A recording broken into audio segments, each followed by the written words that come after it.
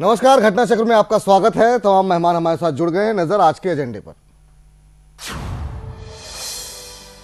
जम्मू कश्मीर के हालात पर राज्यसभा में चर्चा के दौरान कांग्रेस ने साधा पीएम मोदी पर निशाना। राजनाथ ने दिया जवाब, पाकिस्तान को हालात के लिए बताया जिम्मेदार। और बिहार में लुढ़की विकास की रफ्तार, ग्रोथ रेट 13 से गिरकर 7 तक पहुंची। पेट्रोल डीजल पर सरकार ने बढ़ाया वैट। बड़ा सवाल, क्या ब्रांडिंग के चक्कर में नीतीश कर रहे हैं विकास की अनदेखी?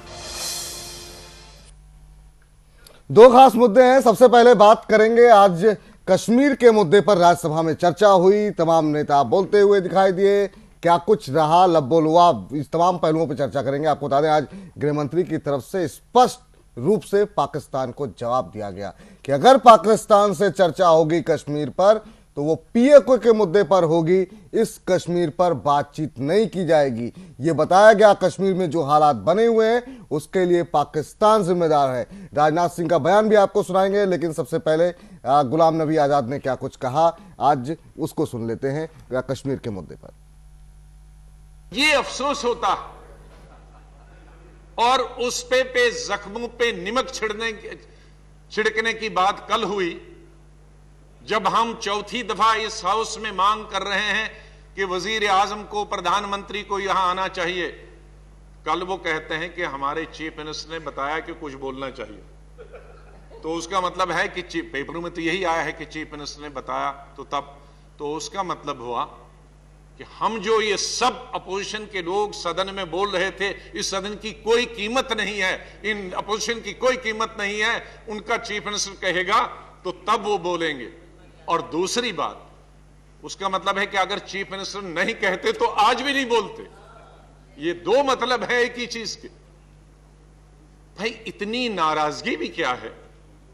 अब अफ्रीका में कोई घटना होती है तो आप ट्वीट करते हैं, पाकिस्तान हमारा दुश्मन मुल्क है, वहां कहीं घटना होती है, बहुत अच्छी बात है। इंसानियत के नाते अगर वहां कहीं मैसेकर वहां के मिलिटेंट करते हैं तो अच्छी बात है। हाँ, एक स्टेटमेंट आना चाहिए प्राइम मिनिस्टर की तरफ से, क्यों नहीं, बल्कि सब लोगों की तरफ से आना चाहिए। इंसानियत का कहीं भी कत्ल होता है दुनिया में, हत्या होती है कहीं दुनिया में, तो उसमें अपनी सहानुभूति दिखानी चाहिए।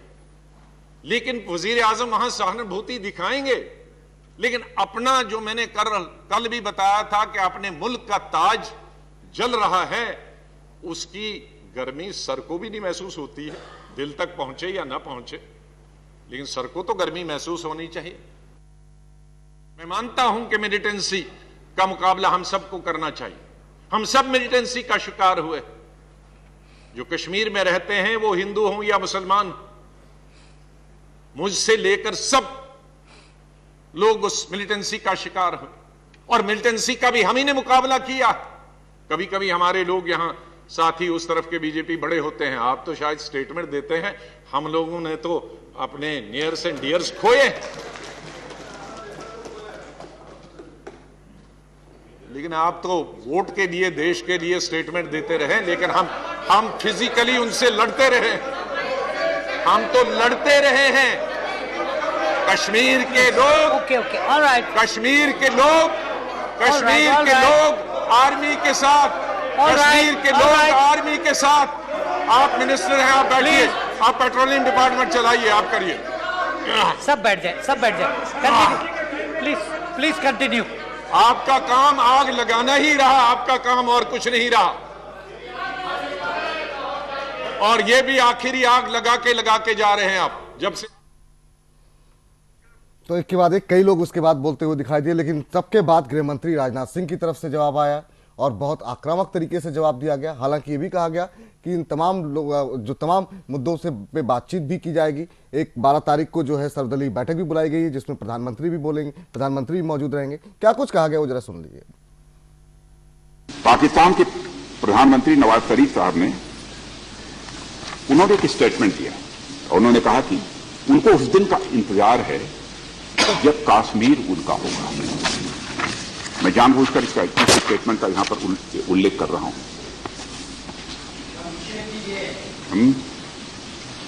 और अभी मैं देख रहा था कि यूनाइटेड नेशंस के सेक्रेटरी जनरल को भी उन्होंने लिखा है एक पत्र इधर, और यह कहा है कि कश्मीर के मुद्दे पर प्लेबिसाइट होना चाहिए, जनमत संग्रह होना चाहिए।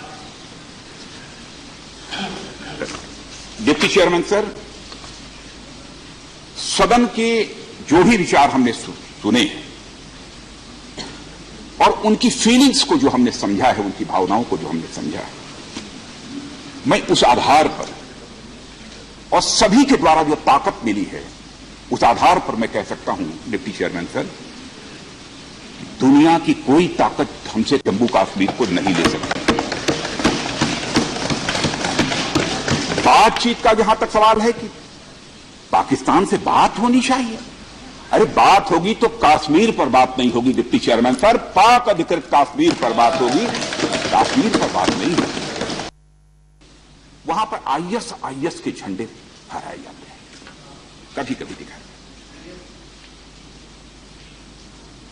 आईएस ने क्या किया है डिप्टी चेयरमैन सर? इस्लाम में यकीन करने वाले लोगों का ही सरेआम कत्ल किया। इस हकीकत को भी हिंदुस्तान को समझना चाहिए। हिंदुस्तान दुनिया का इकलौता देश है जहां पर चाहे हिंदू हो, मुसलमान हो, सिख हो, ईसाई हो, पारसी हो, कोई हो, सबके जज्बात की, सबकी भावनाओं की इज्जत और कदर करने वाली धरती यदि दुनिया में कोई है तो उसका नाम है भारत।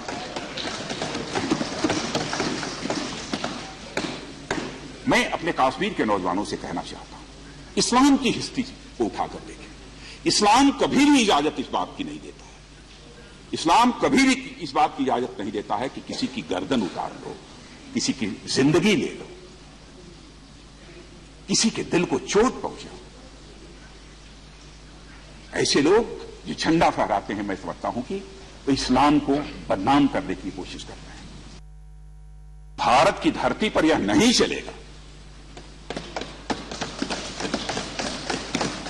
डिप्टी चेयरमैन सर, कोई बोले हमारा हिंदू धर्म बहुत अच्छा है, बेहतरीन है, इस्लाम बहुत अच्छा है, ईसाई बहुत अच्छा है, यह सब सारी चीजें हो सकती हैं। सब जिन बौद्ध, सब जो भी जैन, जो भी बोल रहा हूं, सिख, सब बोले, लेकिन कम से कम देश की धरती पर खड़े होकर देश के विरुद्ध नारेबाजी नहीं करनी चाहिए। इसलिए मैं कश्मीर के लोगों से भी विनम्रतापूर्वक अपील करना चाहता हूं, ऐसा जो करने वाले हों, ऐसी हरकत करने से उन्हें रोकें। और मैं केवल हमारी यह भावना नहीं है, जो बातें हमने संसद के सभी सम्मानित सदस्यों के द्वारा सुनी है, उसी भावना से मैं के आधार पर ही मैं कश्मीर की जनता से मैं यह अपील कर रहा हूं। तो हमारे साथ दो खास मेहमान जुड़ चुके हैं। हमारे साथ पुष्पेंद्र कुलशेष जी मौजूद हैं, वरिष्ठ पत्रकार, उपेंद्र प्रसाद जी मौजूद हैं, वरिष्ठ पत्रकार। कई मुद्दों पे राजनाथ सिंह ने कुछ बातें रखी, कहा यह भी गया जो सवाल उठाए जा रहे थे, क्यों पैलेट गन्स का इस्तेमाल किया जा रहा है, क्यों नहीं बंद किया जा रहा है। बताया गया गृह मंत्री की तरफ से कि बहुत ज्यादा सहनशीलता बरतने के निर्देश दिए गए हैं। उन्होंने आंकड़े दिए कि अब तक जो हिंसा हुई है उसमें 4,515 सिक्योरिटी पर्सनल घायल हुए हैं और 3,356 जो सिविलियंस है वो घायल हुए हैं। तो ये आंकड़े दिखा करके उन्होंने बताया कि कितनी सहनशीलता वहां पर सेना बरत रही है। ये बताया गया कि वहां एम्बुलेंस की प्रॉपर व्यवस्था की गई है। 100 एम्बुलेंस को जो है जो पत्थरबाजी करके तोड़फोड़ कर दिया गया, उसके बावजूद 400 एम्बुलेंस लगी हुई है। आप सभी का बहुत बहुत स्वागत है। पुष्पेंद्र जी, आपकी पहली टिप्पणी आज जो राज्यसभा में चर्चा रही, क्या कुछ आप इसका क्रक्स देख रहे हैं? क्योंकि बातचीत का भी रास्ता खुला रखा गया है, लेकिन संदेश पाकिस्तान को स्पष्ट रूप से आज दिया गया है। देखिए, अगर जो डिबेट में अगर हम इस पहले हिस्से की बात करें, जो गुलाम नबी आज़ाद ने अपना ओपनिंग रिमार्क दिया, एक तो गुलाम नबी आज़ाद ने, जिसको कह सकता हूं सबसे बेबूदा और मूर्खतापूर्ण बातें कही कि एक ऐसे संजीदा टॉपिक पे बात हो रही थी जिसका वो दावा कर रहे थे कि इस पूरे देश के अंदर जो 30 सूबे हैं, उस 30 सूबों में से एक कश्मीर है, और कश्मीर में भी जो वैली में 4 जिले हैं, वहां कुछ लोग उपद्रव पे उतारू हैं। तो देश जल रहा है, देश के लोग चिंतित हैं, कश्मीर भारत का मुकुट जल रहा है। ये जो प्रोपेगेंडा है, ये प्रोपेगेंडा वही पाकिस्तान का प्रोपेगेंडा है जो हुर्रियत के लोग करते हैं, जो वहां आतंकवादी करते हैं, जिन लोगों ने 1990 में कश्मीरी पंडितों को उनके मुसलमान पड़ोसियों ने मारा। ये उसी प्रोपेगेंडे को आगे बढ़ा रहे हैं। ये कोई नहीं कह रहा कि जम्मू कश्मीर का मतलब होता है जम्मू, वैली और लद्दाख। जबकि वैली में सब, अगर इन तीनों क्षेत्रों को देखें तो वैली में का जो भूगोल है वो सबसे छोटा है, और उसमें से भी 4 जिलों के अंदर कुछ लोग काम कर रहे हैं। 100-125 लोग जो हैं वो पाकिस्तान के पेड एजेंट हैं। ये तमाम सारे लोग उनकी भाषा बोल करके ऐसा माहौल क्रिएट करने की कोशिश कर रहे हैं जैसे इस देश के अंदर कभी कहीं कर्फ्यू न लगा हो, कहीं 30-40 लोग मारे न गए हो। यह मुझे लगता है कि जिस तरीके से उन्होंने अपनी डिबेट में पहले प्रधानमंत्री पर अटैक करना शुरू किया, उन्होंने वो बताने लगे, क्या कहते हैं कि प्रधानमंत्री के मुंह से कौन सी बात अच्छी लगती है, कौन सी नहीं लगती है। और जो दूसरी उन्होंने जो बात कही कि जहां जहां आप जाते हैं वहां आग लग जाती है, ये उन लोगों को तो कम से कम नहीं कहना चाहिए था जिन्होंने इस देश में 65-70 साल में सुनियोजित तौर पे आग लगाई है। अगर अयोध्या का ताला खोला गया था तो पूरे देश में आग कांग्रेस ने लगाई थी। भागलपुर, मुरादाबाद, मलियाना, मेरठ, हाशिमपुरा, निल्लई, रामपुर, यहां दंगे हुए थे तो कांग्रेस के दौर में हुए थे। अगर आप देखें कि 1984 में 3,500 सरदार मारे गए थे तो कांग्रेस के प्रधानमंत्री के कहने के बाद मारे गए थे। लेकिन इस देश की संसद ने जिस 9 घंटे की चर्चा आज की है, इससे पहले किसी देश के हिस्से में नहीं बात की है। इसलिए ये जो मुखौटों में गुलाम नबी आजाद हैं, इस मुखौटे में महबूब अली हैं, मीर कासिम हैं, ये जितने लोग वहां ऐसे चर्चा कर रहे थे कि कश्मीर के 4 जिले जो है वो इतने भयावह हैं कि पूरा देश जो है वो छिन्न भिन्न हुआ जा रहा है। लिहाजा इस डिबेट को जिसे कहते हैं जिम्मेदाराना अंदाज में इस मुख्यमंत्री ने यह बात कही है, यह भाषा जितनी थी ये उन लोगों के लिए थी जो कश्मीर में वही काम कर रहे हैं जो संसद में ये लोग काम कर रहे हैं। इसलिए मैं ये मानता हूं कि ओपनिंग रिमार्क के साथ जितनी बातें की गई, आपने प्रधानमंत्री पे हमला करना था उसके लिए पूरे साल आप करते, लेकिन अब प्रधानमंत्री मध्य प्रदेश में क्यों बोले, यहां से क्यों नहीं बोले, और ये भूल गए कि इनका प्रधानमंत्री नरसिम्हा राव ने कश्मीर के बारे में बर्किना फासो से पैकेज अनाउंस किया था और कश्मीर के बारे में वो बर्किना फासो से जाके बात कर रहे थे। तो ये अपने गरेबान में भी देखें कि जब भारत के प्रधानमंत्री की बात कर रहे हैं तो वो तो हिंदुस्तान के एक सूबे से बोल रहा था, लेकिन कश्मीर नीति नरसिम्हा राव ने बर्किना फासो जाके की थी। लिहाजा ये सब बातें जो है उन लोगों के लिए हैं जो बेचारे लोग नए आए हैं या नहीं पता है, लेकिन कश्मीर में कोई संजीदा बात नहीं की सिवाय सरकार को फंसाने के लिए, यह बताने के लिए कि हमने बहुत महान कार्य करा था। तो गुलाम नबी साहब 2010 में आप भी थे, तब 120 लोग मारे गए थे, तब पैलेट गन चली थी, तब आपको मानवता नजर नहीं आ रही थी। लेकिन इस देश में कुछ लोगों ने ऐसा माहौल बना दिया है, अखबारों में, लेफ्टिस्टों ने, डिबेट में, कि इस देश में सिर्फ वैली के मुसलमान जो इस समय भारत के खिलाफ खड़े हुए हैं, भारत के खिलाफ नारे लगा रहे हैं, वही सब कुछ है, बाकी देश में कुछ नहीं हो रहा है। कश्मीरी पंडितों की बात नहीं करते हैं, ये जो उस देश के मूल निवासी हैं उसकी बात नहीं गुलाम नबी आजाद ने कही, लेकिन देश भर में बता रहे हैं कि यह कम्युनल समस्या नहीं है। यह कौन नहीं जानता कि कश्मीरी पंडितों को उनके मुसलमान पड़ोसियों ने हत्याएं उनकी की हैं, वो आकर के पाकिस्तान से नहीं की है। तो यह झूठ बोला गया है गुलाम नबी आजाद। चलिए उपेंद्र जी आगे बढ़ते हैं। जरा आज की अगर हम पूरी ओवरऑल डिबेट को देखें, चाहे रामगोपाल यादव हो, तमाम लोगों जो हैं वो एक इस मुद्दे पर सहमत नजर आए। पाकिस्तान को लेकर के जो गृह मंत्री ने स्पष्ट रूप से अपना पक्ष रख दिया है, पाकिस्तान को जवाब पहले सुषमा स्वराज ने दिया, आज फिर गृह मंत्री ने उस बात को दोहराया है, बहुत दृढ़ता के साथ दोहराया है। कैसे देख रहे हैं आज की स्पीच गृह मंत्री की आप?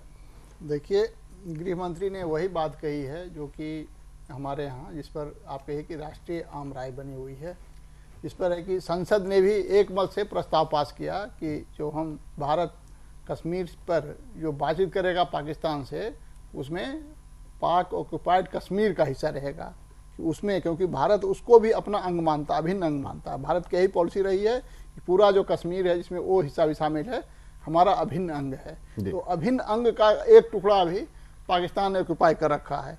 तो जब दोनों के बीच में बातचीत होगी तो वह से उसी पर होगी। तो जो भी शिमला समझौता या किसी भी समझौते के तहत है कि कश्मीर समस्या द्विपक्षीय बातचीत से हल होगी, तो वो समस्या पाक ऑक्युपाइड कश्मीर की समस्या है जो इलीगल तरीके से पाकिस्तान कब्जे में है, और जो इसे भारत अपना अटूट हिस्सा मानता है उसको भी मानता है, जो अभी नहीं है। तो इसको इन्होंने पूरी तरह से स्पष्ट कर दिया। और कुछ वक्ताओं ने से रामगोपाल यादव जी ने बहुत अच्छी बात कही कि असली समस्या पाकिस्तान है, पाकिस्तान को नियंत्रित किए बिना आप कश्मीर समस्या को हल नहीं कर सकते। और ये स्वर है जो उभरा है बहुत सारे लोगों का, ये कुछ ऐसा हमारे गृह मंत्री भी मानते हैं और बहुत सारे लोगों ने ये बात कही। तो ये तो निश्चित है कि जो कश्मीर समस्या हल करनी हो तो पहले आपको पाकिस्तान की जो समस्या है, पाकिस्तान जो समस्या आपके लिए खड़ी कर रहा है उसको हल कीजिए। और जिस तरह से पाकिस्तान अभी बौखला गया है और जिस तरह के वहाँ हालात बन रहे हैं, राजनीतिक आर्थिक हालात बन रहे हैं, सामरिक हालात बन रहे जी। हैं, उससे लग रहा है कि पाकिस्तान है जब धीरे धीरे ऑक्सीजन मास्क लगा कर अभी जी रहा है, हो सकता है कुछ दिनों के बाद ये वेंटिलेटर पर चला जाए। तो हमें लग रहा है कि जो भी लाइन लिया गया और जो एक स्वर उभरा लगभग पूरी जो चर्चा हुई है उसमें कुछ सवाल खड़ा किया होगा गुलाम नबी आज़ाद ने जी, कुछ और नेताओं ने अलग अलग तरह की बातें की है, लेकिन जो मूल स्वर वो उभरा है और मूल स्वर एक है। वह एक यही है कि कश्मीर पर किसी तरह का कोई निगोशिएशन नहीं किसी हुआ होगा। विदेशी ताकत से, कोई पाकिस्तान भी हो, पाकिस्तान से हमारे हिस्से वाले पर बात नहीं होगी, तो ये नहीं हो सकता। तो आज जो जवाब इनका है जी, एक छोटा सा कमर्शियल ब्रेक के लिए हमें रुकना पड़ रहा है। लौट रहे हैं, तुरंत बने रहिए हमारे साथ, ये चर्चा जारी रहेगी। इस बात पर भी चर्चा करेंगे कि ये कहा गया कि कश्मीर में जो कुछ हो रहा है उसके लिए पाकिस्तान जिम्मेदार है, इसका एक सबूत भी मिला है। उस बयान को भी सुनाएंगे बहादुर अली के आज एक छोटे से ब्रेक के बाद।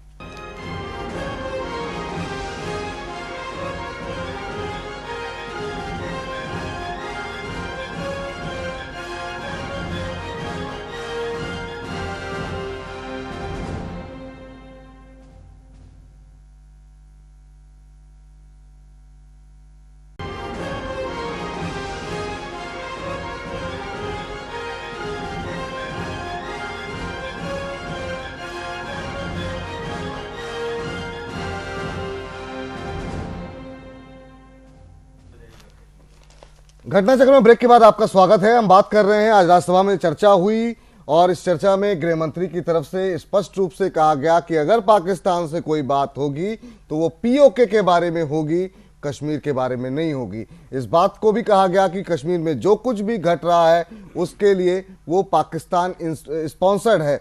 इसके अलावा आपको बता दें कि आज एक और घटनाक्रम रहा, एनआईए की तरफ से पेश किया गया बहादुर अली को। क्या कुछ उसका नेटवर्क रहा, किस तरीके से जो है उसने ट्रेनिंग ली, इस बात के भी सबूत दिए गए कि बाकायदा आर्मी की तरफ से ट्रेनिंग मिली है। जब उस बयान को भी सुन लेते हैं। कश्मीर ਦੇ ਵਿੱਚ ਭਾਰਤ ਦੀ ਫੌਜ ਨੇ ਇਹਨੂੰ ਮਾਰ ਦਿੱਤਾ ਤੇ ਇਸ ਗਰਬਾਨੀ ਨਮਾਜ਼ੀ ਜਨਾਜ਼ਾ ਹਾਫਿਜ਼ ਮੁਹੰਮਦ ਸਈਦ ਨੇ ਬਾਟ ਚੱਕ ਮੰਗਾ ਪਿੰਡ ਦੇ ਵਿੱਚ ਪੜਾਇਆ ਤੇ ਇਹਦੇ ਵਿੱਚ ਮੈਂ ਤੇ ਨਾਲ ਮੇਰੇ ਤਿੰਨ ਸਾਥੀ ਹੋਰ ਸਨ ਜਿਹੜੇ ਅਸੀਂ ਸ਼ਾਮਲ ਹੋਏ। 2016 ਦੀ ਗਰਮੀਆਂ ਦੇ ਸ਼ੁਰੂ ਦੇ ਵਿੱਚ ਲਸ਼ਕਰ ਸਾਹਿਬਾ ਫਿਰ ਦੁਬਾਰਾ ਤੋਂ ਯਾਨੀ ਕਿ ਹਰਕਤ ਦੇ ਵਿੱਚ ਤੇਜ਼ੀ ਆ ਗਈ ਤੇ ਇਹਨਾਂ ਨੇ ਮੁੰਡਿਆਂ ਨੂੰ ਲੜਕਿਆਂ ਨੂੰ ਇਹ ਆਖਿਆ ਕਿ ਹਾਂ ਵੀ ਹੁਣ ਯਾਦ ਕਰਨਾ ਹੈ ਤੇ ਇਹਨਾਂ ਸਾਨੂੰ ਟ੍ਰੇਨਿੰਗ ਦਾ ਆਖਿਆ ਤੇ ਟ੍ਰੇਨਿੰਗ ਦੇ ਵਿੱਚ ਮੈਂ 2016 ਦੇ ਵਿੱਚ ਅਪ੍ਰੈਲ ਦੇ ਵਿੱਚ ਟ੍ਰੇਨਿੰਗ ਵਾਸਤੇ ਗਿਆ ਤੇ ਇਹਦੇ ਵਿੱਚ ਅਸੀਂ 20 ਤੋਂ 25 ਮੁੰਡੇ ਸਾਂ। इस ट्रेनिंग कैंप का जरा अमीर सी ये ट्रेनिंग कैंप मुजफ्फराबाद दे विच ते इनदा नाम तबूक कैंप है ते इनदे विच तमाम खास मेहमान हमारे साथ बने हुए हैं। एक और खास मेहमान हमारे साथ शकीलुज़्ज़मान अंसारी साहब जुड़ चुके हैं। शकील साहब, आपकी पहली टिप्पणी, आज जो डिबेट देखने को मिली कश्मीर के मुद्दे पर, बताया गया गृह मंत्री की तरफ से कि सभी पक्षों से बातचीत करने के लिए तैयार है सरकार। ये भी कहा गया कि 12 तारीख को जो है सर्वदलीय बैठक बुलाई गई है जिसमें प्रधानमंत्री भी मौजूद रहेंगे। कैसे देख रहे हैं आज की इस डिबेट को? देखिए, कोई नई बात नहीं है इस डिबेट में। कश्मीर इशू पर इस सदन के अंदर राज्यसभा और लोकसभा में बहुत डिबेट हुई है। अभी जो जिस तरह के माहौल थे उस माहौल में बहुत महत्वपूर्ण था ये डिबेट, लेकिन वो उसका महत्व घट गया जब प्रधानमंत्री ने कल सदन के बजाय सदन के बाहर चाहे जोरदार तरीके से या मरहम लगाने के तरीके से किसी तरह का जो बयान दिया, तो उससे वो डिबेट का जो लेवल था वो ऑटोमेटिक कम हो गया है। अब रहा कि होम मिनिस्टर का बयान, और होम मिनिस्टर काफ़ी अच्छा बोलते भी हैं और सरकार का अच्छी तरह से पक्ष भी रखते हैं, तो उन्होंने अच्छी तरह से पक्ष रखा है। विपक्ष के लोगों ने भी अपना अपना पक्ष रखा। कश्मीर के मुद्दे पर कोई विवाद तो है नहीं, भारत का एक अटूट हिस्सा है, ये सारे देशवासी मानते हैं। और आज एक नई बात जरूर है जो आपने कहा कि अगर बात आज तक कश्मीर इशू, तो कश्मीर इशू का अगर सेंटर पॉइंट पीओके जिसको ऑक्युपाई कश्मीर जो पाकिस्तान ने ऑक्युपाई कर रखा है, उस पर अगर डिबेट हम ट्रांसफर करते हैं, दुनिया के सामने इस बात को हम सामने लाते हैं, तो ये हमारे लिए काफी अच्छा और हम समझते हैं देश की जनता जो चाहती है उसके अनुकूल हमारा एटमॉस्फेयर बनेगा। तो हम समझते हैं कि पार्लियामेंट के अंदर जिस तरह से एकजुटता हुई है उसी के कारण वो ऑल पार्टी मीटिंग की भी बात हुई है। जो भी है पार्लियामेंट्री डेमोक्रेसी का यही तो है, खूबी है कि पार्लियामेंट्री डेमोक्रेसी में सरकार को सारे देश को अपना सहयोग या अपने सपोर्ट में लेने की आवश्यकता पड़ती है और देश भी उनको सहयोग करता है। तो ये देश के रिप्रेजेंटेटिव जो विभिन्न पार्टियों के लोग हैं, ऑल पार्टी जो मीटिंग की बात की जा रही है, पहले भी हो सकती थी, लेकिन चलिए देर आए दुरुस्त है। ठीक, पुष्पेंद्र जी आपसे जानना चाहेंगे आज जो कुछ भी उन फोकस जो रहा आखिरी का, अगर हम देखें गृह मंत्री की तरफ से जो स्टेटमेंट आई कि पाकिस्तान से एक तो बात नहीं अगर होगी तो वो पीओके के पर होगी। अब ये मैसेज पाकिस्तान तक पहुंच गया होगा, निश्चित रूप से बहुत जल्द वहां से प्रतिक्रियाएं भी आनी शुरू होंगी। क्या आप मान के चल रहे हैं, आप किस तरीके से, अब क्योंकि अब मामला सीधा एक तरफ नवाज शरीफ कह रहे हैं कश्मीर बनेगा पाकिस्तान, इधर से स्पष्ट कर दिया गया, सुषमा स्वराज की तरफ से भी, होम मिनिस्टर की तरफ से भी आज क्लियर जो है मैसेज दिया गया, ये भी बताया गया कश्मीर में जो कुछ हो रहा है वो पाक स्पॉन्सर्ड हो रहा है। आज बहादुर अली का बयान भी हमने सुना। क्या अब पाकिस्तान के साथ क्या भूमिका होगी भारत की और कैसे कश्मीर की स्थिति को आप देख रहे हैं? आप देखिए, आज की बहस में मुझे मोरलेस ये लगता है कि आपको याद होगा कि आज से पहले भी संसद ने दोनों सदनों में ये पास किया था कि भारत जो जम्मू कश्मीर को लेकर के कई सारी मिथ्या चीज़ें चल रही थी कि जम्मू कश्मीर जो है वो भारत का अभिन्न अंग है और जो डिस्कस होना है या जो कश्मीर लेना है वो पाकिस्तान के कब्जे वाले गुलाम कश्मीर को लेना है। और ये यूपीए से पहले भी, मैं समझता हूँ शायद नरसिम्हा राव के दौर में ये रेजोल्यूशन पास हुआ था। आज करीब करीब वो रेजोल्यूशन उस शक्ल में नहीं आया, लेकिन बातें और डॉटेड लाइन यही थी।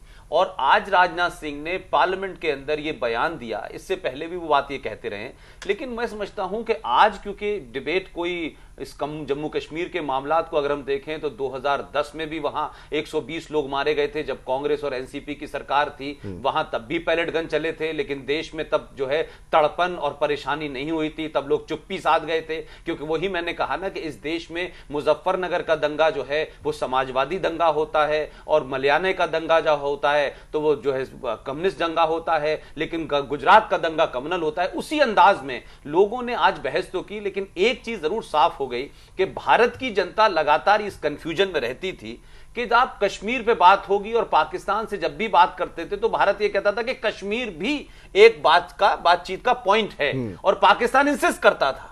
लेकिन हम तमाम सारे लोग ये कहते थे कि भाई जब एक तरफ आप इसे अटूट अंग कहते हैं और नॉन निगोशिएबल कहते हैं तो फिर देश की जनता को बताएं कि आप किस पे बात करने जा रहे हैं और जिस पे आप बात करने जा रहे हैं क्या वो पाकिस्तान उसी पे बात करना चाहता है? पाकिस्तान अपने अवाम को अपनी ऐवाने उसमें वो ये कहता है कि साहब जो जम्मू कश्मीर का हिस्सा है, जो वैली है, उस पे भारत का कब्जा है, वो इसे इंडियन ऑक्युपाइड कश्मीर कहता है। तो ये जो कंफ्यूजन था कम से कम भारत की जनता के लिए साफ हो गया और अब ये भी लाइन खिंच गई कि कश्मीर के मामले पे कोई भी बात जब होगी तो भारत तय करेगा कि कश्मीर पे किस पे बात होगी। एक छोटा सा कमर्शियल ब्रेक और ले रहे हैं, तुरंत लौट रहे हैं, बने रहिए हमारे साथ।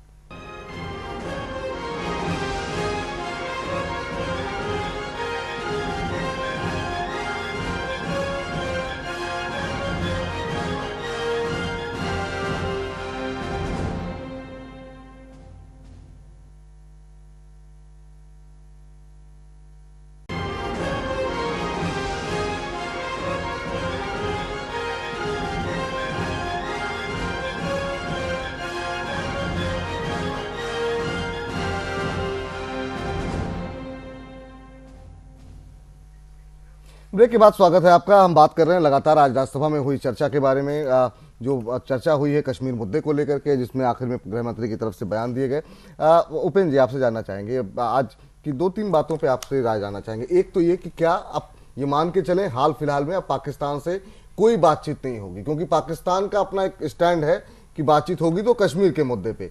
भारत ने अपना स्टैंड क्लियर कर दिया है कि अगर कश्मीर मुद्दे पे बातचीत होगी तो वो पीओके को लेकर के होगी। तो अब ये मान के चलें कि बातचीत के सभी रास्ते फिलहाल के लिए बंद हैं और कश्मीर को लेकर के अभी जो पाक की पॉलिसी चल रही है उससे कैसे निपटेगा, क्या रणनीति होगी भारत की होनी चाहिए? अब देखिए, भारत की न तो पाकिस्तान के साथ बातचीत में दिलचस्पी थी, न पाकिस्तान की भारत के साथ बातचीत में दिलचस्पी थी। बातचीत का मामला इसलिए उठता था क्योंकि अमेरिका चाहता था कि दोनों देशों के बीच में बातचीत हो।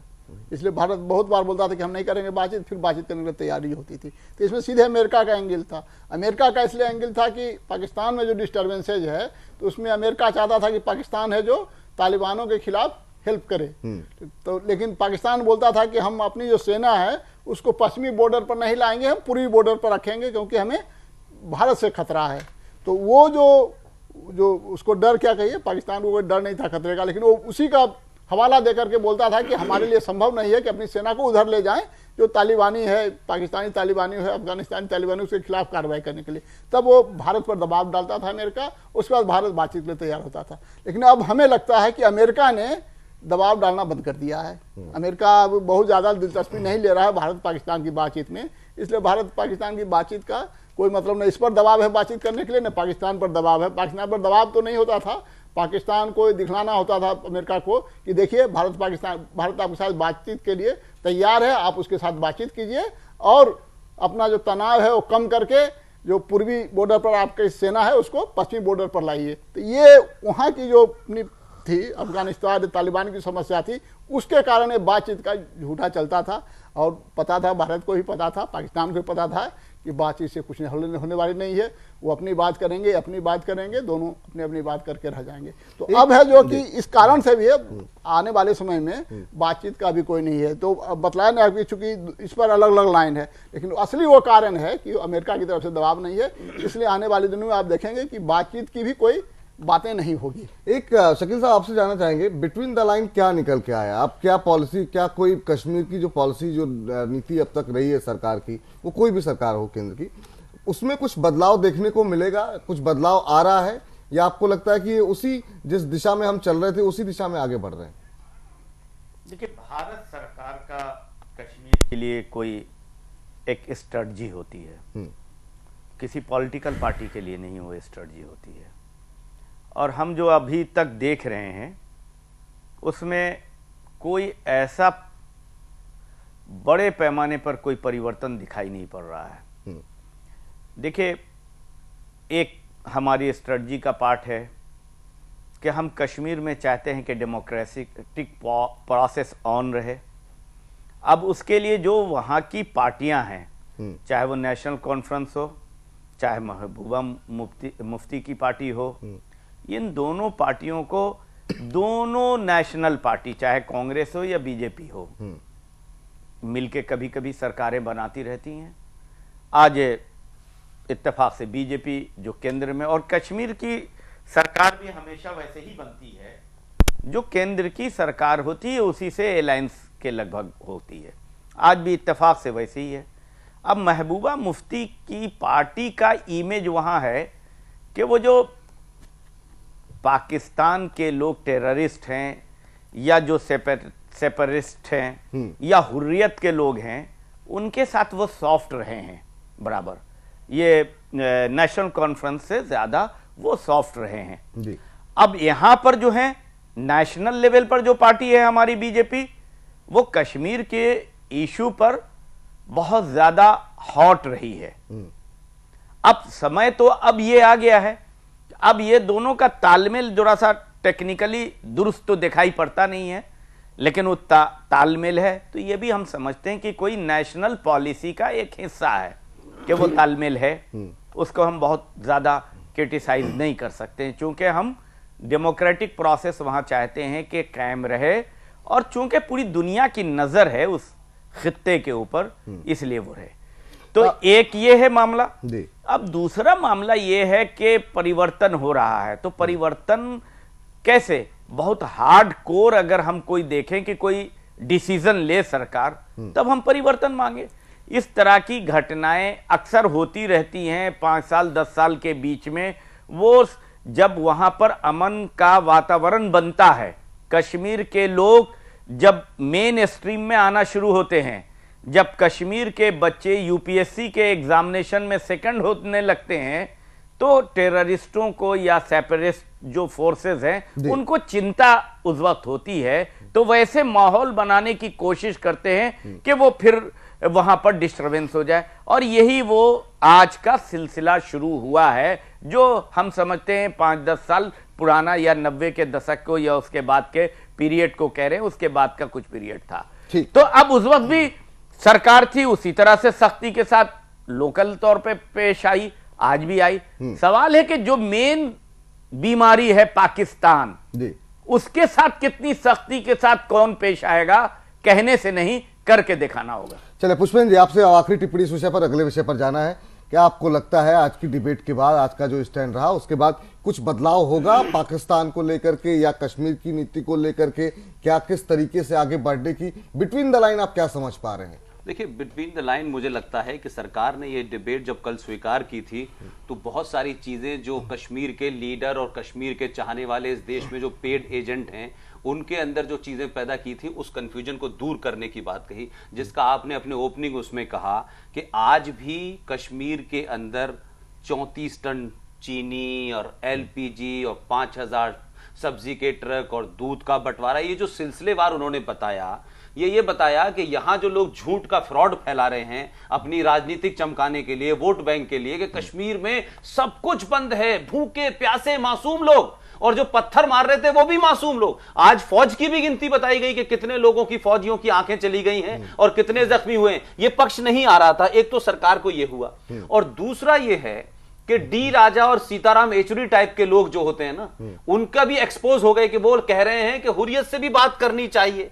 और बाकी तमाम सारे लोग जो है समाजवादी पार्टी के हों या आप देखें एआईएडीएमके के हों या टीएमसी के हों, उन्होंने मोरलेस वही भाषा बोली है जो भारतीय जनता पार्टी कह रही थी। तो इस डिबेट में बार बार यह कहना कि कश्मीर से लोग, सरकार बीजेपी की जो है वो हटना चाहती है, बचना चाहती है। कल गुलाम नबी आजाद ने जिस किस्म का आरोप लगाया कि सरकार कुछ इस चक्कर में है कि 2 दिन के बाद ये सदन खत्म हो जाएगा और फिर हम कर लेंगे, तो गुलाम नबी आजाद को तो ख्वाब आते हैं। उन्होंने आज एक और ख्वाब देखा पार्लियामेंट के अंदर कि जब राजनाथ सिंह जब बात करने लगे तो उन्होंने कहा ऐसा भी सुना गया है, ये सुना नहीं गया है, ये गुलाम नबी आजाद की शैतानी खोपड़ी है जिसके अंदर ये बात कही गई कि देखिए जो अभी माहौल बन रहा है और इस तरीके की खबरें आ रही हैं, वो गुलाम नबी आजाद के पास ही आती हैं ऐसी खबरें। और जो बात वो ट्विस्ट करके लोगों को बताना चाहते थे, जो भड़काना चाहते थे संसद से, उन्होंने कहा कि देखिए ऐसा हो रहा है कि अमरनाथ यात्रा के बाद सरकार जो है जम्मू कश्मीर को फौज के हवाले कर देगी। ये वो लोग हैं जो इस तरीके से हुर्रियत की जबान को संसद के अंदर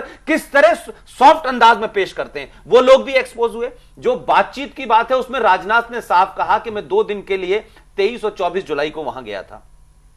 अक्रॉस द बोर्ड वो तमाम लोगों से मिले, हुर्रियत से वो तब भी नहीं मिले। और इस सरकार ने जब चार्ज लिया था तो पाकिस्तान के साथ बातचीत इसी बात पे कैंसिल हो गई थी कि हुर्रियत इस पूरे उसमें स्टेक होल्डर नहीं है।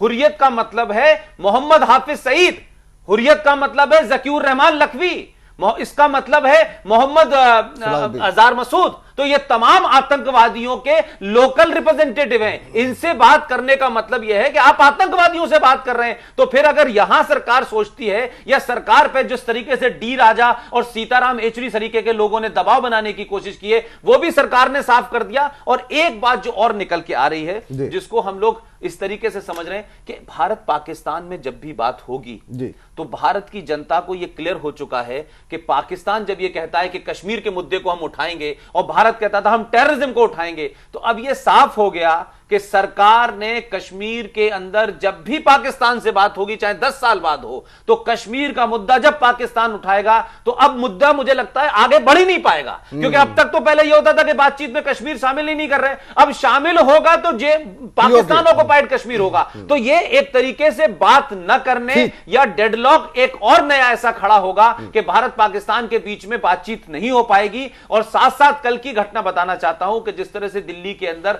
उच्चायुक्त को, जिस तरह से बासित को कल बुला करके जो बहादुर अली पकड़ा गया है, जो पाकिस्तानी आतंकवादी था जिसने लोगों को मारा, उसके बारे में भी बता दिया गया है। तो आप देखें भारत सरकार बॉर्डर पे भी लड़ रही है, अंदर भी लड़ रही है और डिप्लोमेटिकली भी लड़ रही है। इसीलिए देश के अंदर बहुत सारे लोगों में तड़पन हो रही है। कश्मीर का मुकुट जल रहा है, इसका बवाल खड़ा किया जा रहा है, जबकि इस देश के अंदर आसाम से लेके और हैदराबाद तक बहुत सारी जगह बहुत हालात खराब है, उसकी तड़पन नहीं है लोगों को। तो ये भी एक्सपोज हुए। अगले विषय पर जाएं उससे पहले आपको बता दें कि मानवाधिकार की बात काफी ज्यादा हो रही थी। सेना किस तरीके से वहां पर पैलेट गन का इस्तेमाल कर रही है। जो आंकड़े दिए गए, जो पहले मैंने आपको कार्यक्रम के दौरान बताए थे, आज गृह मंत्री की तरफ से आंकड़े 4,515 फौजी घायल है 4,515 और जो लोग भी ह्यूमन राइट की बात करते हैं वो कहां चले गए, जिन्होंने मुसलमान जो उनके पड़ोसी जिन्होंने पंडितों को मार के आगे बढ़ते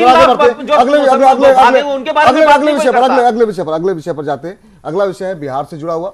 बिहार में आपको बता दें कि लगातार शराबबंदी को लेकर के तमाम जिस तरीके से माहौल बना हुआ था, एक तरफ पुलिस और सरकार आमने सामने दिखाई दे रही थी। 250 आपको बता दें पुलिस वालों की तरफ से, कल हमने इस बारे में चर्चा की थी कि उन्होंने थाना प्रभारी का चार्ज लेने से मना कर दिया।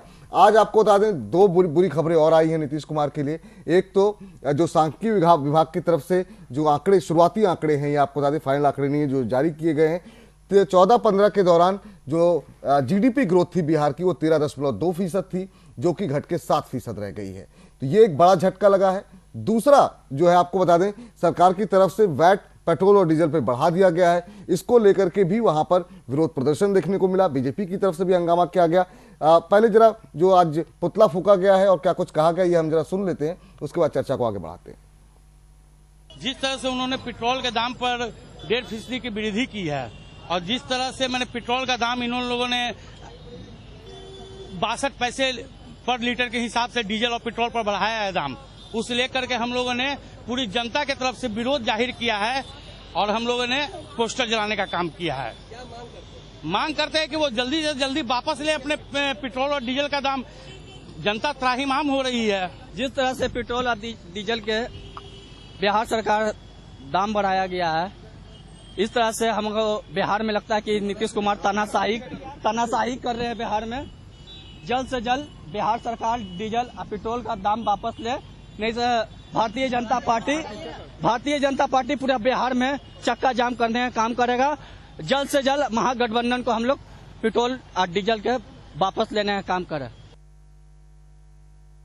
चलिए, तमाम खास मेहमान हमारे साथ बने हुए हैं। सवाल हम आज यही उठाएंगे कि शराबबंदी को लेकर के जो नीतीश कुमार अपनी लोकप्रियता बनाने की कोशिश उत्तर प्रदेश के चुनाव के लिए कर रहे हैं, अलग अलग राज्यों में जा रहे हैं, सबको नसीहत दे रहे हैं, क्या इन तमाम ब्रांडिंग के चक्कर में वो बिहार के डेवलपमेंट को नजरअंदाज कर रहे हैं? जिस तरीके से वहां पर जो जीडीपी ग्रोथ के आंकड़े आए हैं वो निश्चित रूप से काफी ज्यादा चौंकाने वाले हैं, इस तरह की गिरावट जो देखने को मिली है।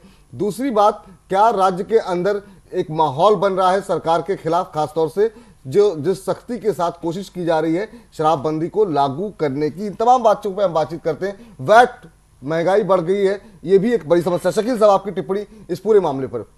पहली देखिए, अभी आप जानते हैं कि जब शराबबंदी हुई है तो बिहार सरकार के ऊपर 5,000 करोड़ से ज्यादा का एक बोझ पड़ा है। तो उसके लिए कुछ टैक्सेशन बढ़ाया है। अभी उसी से सिलसिले में पेट्रोल और डीजल पर वो सेस बढ़ाया है। अब जिसका बीजेपी के कुछ जूनियर वर्कर का आंदोलन आपने दिखाया, जो लैंग्वेज बताया, इसमें कोई सीनियर लोग तो है नहीं, लेकिन सवाल है कि इस मुद्दे को लेकर के शायद रैली करने अब जो भी है, जो लोग हैं, खुल के वहां कोई पार्टी ये बात भी नहीं कह रही है, बीजेपी भी नहीं कह रही कि शराबबंदी नहीं होनी चाहिए। अब शराबबंदी होगी तो रेवेन्यू का लॉस होगा। रेवेन्यू का लॉस कहां से पूरा किया जाएगा? तो टैक्सेशन से पूरा किया जाएगा, ये भी है। तो अब सवाल है कि बीजेपी की केंद्र की सरकार जब पूरे इंटरनेशनल मार्केट में बहुत डाउन पर है पेट्रोल डीजल, तो वो रेट तो डाउन कर नहीं पा रही है। ये दूसरी पार्टियां, इंक्लूडिंग हम समझते हैं कि यूपीए में शामिल सारी पार्टियां बराबर आंदोलन करती हैं। जब 60 पैसे, 1 रुपए, 2 रुपए बढ़ते हैं, घटते हैं, तो आंदोलन का एक सिलसिला होता है। तो वो बात बिहार में कैसे चलेगा जब यूपीए के खिलाफ ये बहुत ही इल्जाम खुद ही लग रहा है? तो पेट्रोल पर सेस लगाया जाए नहीं लगाया जाए, इसके ऊपर कोई बहुत मामला चलने वाला नहीं। अब जहां तक ये डेवलपमेंट के आंकड़े की बात है, अब ये आंकड़े कहां से आए हैं और पहले कहां से आए? ये हम लोग इकोनॉमिस्ट नहीं हैं, लेकिन हमें ये बात कभी किसी की भी सरकार हो, अपने स्तर पर हम कहते हैं कि समझ में नहीं आती है। मार्केट में महंगाई बढ़ी रहती है, डेवलपमेंट की कोई चीज हम देखते नहीं है कि बहुत ज्यादा दिखाई पड़ रहा हो कि डेवलपमेंट हो रहा है, लेकिन रह रहे कभी सरकारों के आंकड़े कहां से इकोनॉमिस्ट देते हैं कि ऊपर उड़ जाता है और कहां से नीचे गिर जाता है तो ये इकोनॉमिस्ट से समझिए। लेकिन बिहार में डेवलपमेंट अगर जो पहले अगर 14% थी तो आज कोई घटने की कोई कारण नहीं नजर आ रहा है। तो अगर वो आंकड़े सही थे तो आज भी सही है, और ये अगर आज के आंकड़े सही हैं तो वो आंकड़े गलत थे, ये हम कह सकते हैं। उपेंद्र जी कैसे देख रहे हैं आप? ये शकील साहब कह रहे हैं ये आंकड़ों के खेल हैं और इससे ज्यादा इसमें कुछ ज्यादा नहीं पढ़ पा रहे हैं, लेकिन क्या आपको लग रहा है इन तमाम चीजों से नीतीश कुमार के लिए मुश्किलें बढ़ती हुई क्या दिखाई दे रही हैं? लोकल लेवल पे जो नाराजगी देखने को मिल रही है, पुलिस वाले का मामला हो या फिर जो उनके ही गांव में जिस तरीके से महादलित परिवारों को जो है नालंदा के अंदर एक गांव के अंदर 5-5 हजार रुपए हर परिवार को जुर्माना देने की बात, लोग कह रहे हैं हम जेल जाएंगे, अब वैट बढ़ गया।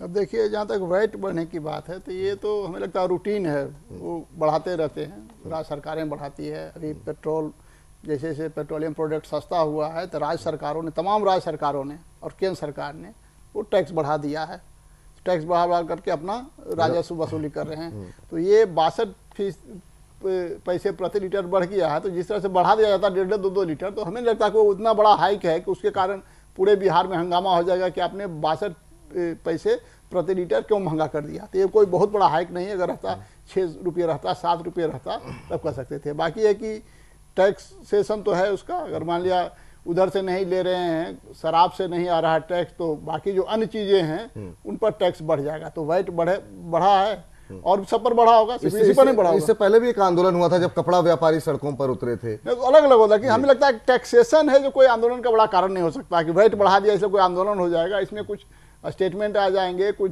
20 लोग, 100 लोग, 200 लोग मिलकर के पुतला जला रहे हैं, लेकिन ये मास मूवमेंट नहीं बन सकता। टैक्सेशन हमेशा सरकारें जो टैक्स बढ़ाती है, लेकिन आज तक ऐसा नहीं कोई टैक्स बढ़ा देने पर बहुत बड़ा हंगामा हो गया हो। दूसरी बात है कि सरकारों की तरफ से तो केंद्र सरकार के खिलाफ देखा हमने, काफी मूवमेंट देखने को मिला था। नहीं, बस वो छिटपुट ही होता है। उस केंद्र सरकार के निर्णय को कोई आंदोलन नहीं प्रभावित कर पाया है। हमें ऐसा नहीं याद आ रहा है कि टैक्सेशन का जो कोई ये है उसको हंगामा करके, आंदोलन करके, हाँ दबाव डाल करके कुछ हो जाता है कि पॉलिटिकल चुनाव का समय है तो थोड़ा सा डाउन रखो, वोट पड़ गया उसके बाद थोड़ा बढ़ा दो, तो इलेक्शन का असर रहता है। लेकिन कोई आंदोलन के कारण कोई टैक्स घटा दिया गया हो ऐसा नहीं देखा गया है। वो चुनाव का पर दबाव हो सकता है कि आंदोलन का दबाव नहीं है। तो इसलिए वो जो हो रहा है वो हमें लगता है कि नॉन इवेंट है, उसको सीरियसली नहीं लेना चाहिए, ये जो मुख्यमंत्री का पुतला जला रहे हैं। दूसरी बात है कि नशाबंदी है, इसको ओवरऑल सपोर्ट प्राप्त है बिहार में। ज्यादातर लोग चाहते हैं कि नशाबंदी हो, और कुछ लोग हैं जिनका इसमें वेस्टेड इंटरेस्ट है या कोई पॉलिटिकल इंटरेस्ट है, उसके कारण अपने हिसाब से बोलते हैं। दूसरा आंकड़ों की बात है, तो आंकड़ों के बारे में कहा जाता है कि स्टैटिस्टिक्स के बारे में कहा जाता है कि आप 3 तरह के झूठ होते हैं। एक होता है झूठ, दूसरा होता है सफेद झूठ, और तीसरा होता है स्टैटिस्टिक्स। उसमें है कि नीचे से ऊपर तक, मतलब बढ़ते हुए में। और झूठ से बड़ा सफेद झूठ है, और सफेद झूठ से बड़ा स्टैटिस्टिक्स है। और स्टैटिस्टिक्स की सहायता से आप कुछ भी साबित कर सकते हैं। क्या सरकार को आपको लग रहा है परेशानी बढ़ेगी क्या सरकार की? सरकार की परेशानी हो, जो कुछ अनपॉपुलर डिसीजन हो गया है, जैसे पूरे गांव को ये करना, तो उसके कारण कुछ परेशानी हो सकती है। लेकिन हमको लगता है कि सरकार उसमें विथड्रॉ करेगी जहां जहां उसको बहुत जबरदस्त होगा। जैसे कि एक सभी पर को गिरफ्तार करना अगर किसी घर में पाया जाए, तो इस पर है कि सरकार को रिट्रैक्ट करना पड़ेगा। लेकिन हमको लगता है रिट्रैक्ट करने के पहले नीतीश कुमार ये एस्टेब्लिश कर देंगे कि भाई हम किसी भी हालत में नशा मुक्त बिहार कर चुके हैं। ठीक, आप पुष्पेंद्र जी आखिरी टिप्पणी, बहुत समय कम है, मैं संक्षेप में टिप्पणी चाहूंगा। क्या आपको लग रहा है कि नीतीश सरकार घिरती हुई दिखाई दे रही है इन तमाम अपने फैसलों को लेकर के और जो आंकड़े हैं उसको लेकर के? नहीं, देखिए, जब ये आंकड़े अच्छे थे, वो मैनिपुलेटेड थे, नहीं थे, वो मेरा विषय नहीं है, लेकिन जब वो अच्छे थे तब इन्हीं आंकड़ों का हवाला नीतीश कुमार दे रहे थे। अगर जब वो अच्छे थे तो फिर ये बुरे कैसे हो गए? सवाल यह है कि गुजरात के जब आंकड़े आते थे तो इस देश में एक वर्ग फौरन ऐसा खड़ा होता था कि देखिए साहब वहां माल न्यूट्रिशन की बड़ी, तब तो आंकड़े लोगों को सही लगते थे। अब बिहार में लोगों को आंकड़े गलत लग रहे हैं, अब वो साइंस गलत लग रही है। लेकिन सवाल सबसे बड़ा यह है कि बिहार में या पूरे किसी दूसरे सूबों में लॉ एंड ऑर्डर की पोजीशन मोरलेस सब जगह खराबी रहती है, चाहे वो कितनी अच्छा आप कर लें। लेकिन पुलिस का जिस तरीके से आमने सामने आ जाना सरकार के, ये किसी भी राज्य के लिए खतरनाक संकेत है। चाहे वो 250 आपने कहा कि थाना प्रभारी जो हैं वो चार्ज नहीं ले रहे, 9 बड़े अफसरों को उन्होंने 10 साल के लिए सस्पेंड कर दिया गया है। तो जो बात शुरू में कही जा रही थी कि आप शराबबंदी करने जा रहे हैं, तो शराबबंदी करने से पहले आपने सोचा होगा कि इतना रेवेन्यू जो है, यही नीतीश कुमार थे जो पिछले चुनाव में घर घर शराब पहुंचा रहे थे, मोहल्ले मोहल्ले दुकान खोल रहे थे। तो आपने एक पॉलिटिकल डिसीजन अगर लेना था तो इसकी जिम्मेदारी या इसकी तैयारी भी आपको करनी चाहिए थी। मुझे लगता है कि जिस किस्म के कानून बनाए गए हैं कि आप पूरे गांव को जो है उस पर फाइन लगा देंगे, घर में एक बच्चा पिएगा पकड़ लेंगे, तो ये मुझे लगता है कुछ जैसे कहते हैं ना कि डेली वेजेस पे करा, इस पे कोई एक आपने प्रोसेस, थॉट प्रोसेस नहीं आपने अपनाया। एक तो ये बोली बात है। दूसरी बात ये देखें कि मुझे लगता है कि नीतीश कुमार का ज्यादातर समय जो है